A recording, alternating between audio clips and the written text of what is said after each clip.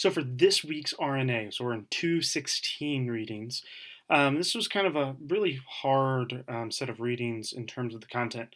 We had a rape in campus, student mental health condition, sex on campus, and the Title IX page. So I'm going to give you my brief thoughts. This is not going to be a long RNA.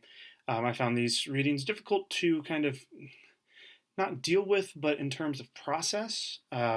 I know that we'll talk about it a little bit in class, but in terms of just the content, it's a little rough. So rape on campus is where we'll start.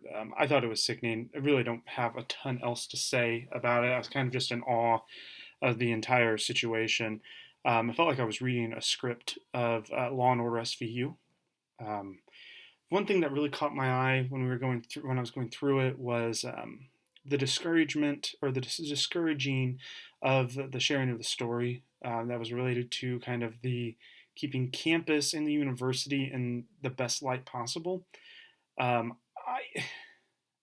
It's insane. I've seen a lot of different things through housing and residence life, and I've gotten stories from students in classes who are needing some help or assistance, and it's just kind of you don't even know where to go with it. Um, I I think back to a lot of the stuff I understand of how to help people goes back to like Law and Order SVU. That's not me saying that's the best possible thing to do. A lot of bad things in that show too, but I always kind of think about telling your story is a big part of the recovery process if you have been raped or sexually assaulted. So the notion that students shouldn't share is kind of discouraging to me as well. I know this stuff happens on campus. I know it happens even at like Ball State. I could tell you stories of things I've heard around a leadership meeting in housing and residence life, and it just straight out depress you. I mean, really does. So my last line that I wrote about this is we freaking need a Law and Order SVU team of Olivia Benson and Elliot Stabler on every campus. I mean, I think everybody says, "Oh, we'll support the students who experience this. We're here for you. We want to make sure that you have a safe environment." But at the same time, the resources aren't invested, particularly in some. You usually have smaller departments around this. So I know there's different perspectives on how you deal with rape on campus, and there's things you can do for safety, but it's probably should be looked at in a way heavier perspective than what it currently is. Next is the student mental health issues on today's campuses. I think when I was reading this article, two people popped in my mind almost immediately. And if you've been reading my vignettes, you've heard about both of them. One of my college roommates in the Batcave, and my wife through their experiences. I'm not going to sit here and bore you with the details because you've already read those. But that's what I think of mental health. And I know they're just two examples, and I get hundreds of emails a semester with students who have mental health concerns. This could be from the Office of Disability Services, could be students reaching out to me, stress, anxiety related. It's just kind of like, holy crap. I honestly think that the students really go into the forefront of mental health and thinking about it and vocalizing it and trying to draw support for it really started coming across at Ball State when I was there. I don't remember a lot of mental health resources, and that was in 2009. And you look now, I see there's a lot more, but I still think there's room for growth. I can remember like the counseling center.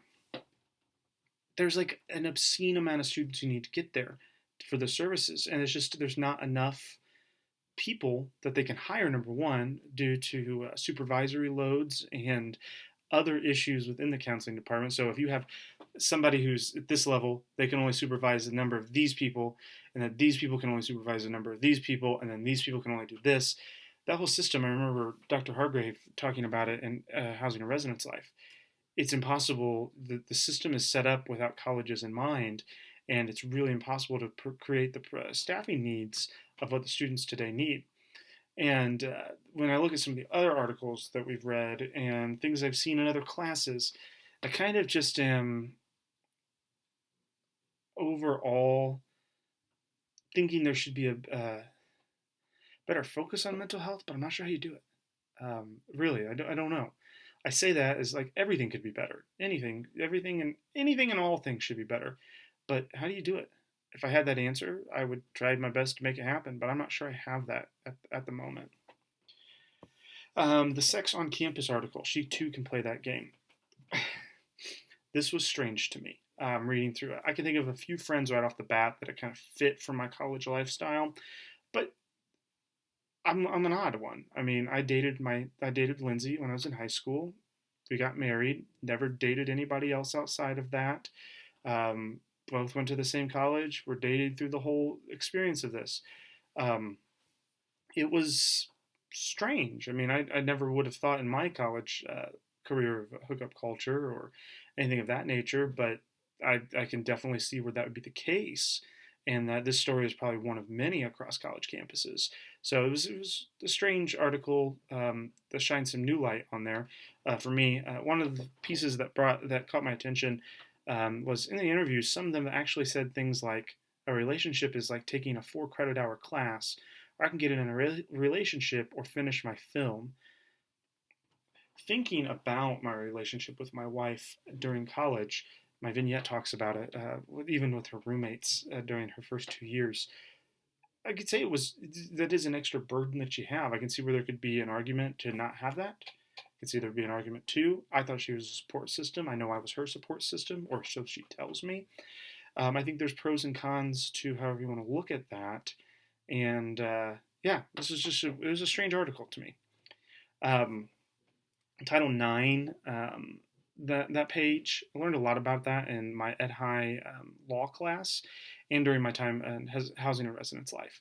I mean, we always had some sort of Title IX case, or we had a few investigators on staff that helped through the process of investigating COVID, or not COVID-19 cases, Title IX cases. So it's amazing the number of those that are on a campus the size of Ball State, let alone I can't imagine what the other campuses have done. Now, I can because of the page, but I did have a little laugh when I was looking at the page. It was showing the time frame of the last year. You can definitely tell that college campuses were closed from April until about August, and you can see the numbers shoot up. So I'd be interested to see how these numbers compare from this year to previous years with the social distancing and the chance of spreading COVID in place. So, just some curiosities that caught my eye when I was looking there. That is my RNA reflection about the 4 readings that we had. Hope you've enjoyed, and come back so you can see my next RNA over our future readings.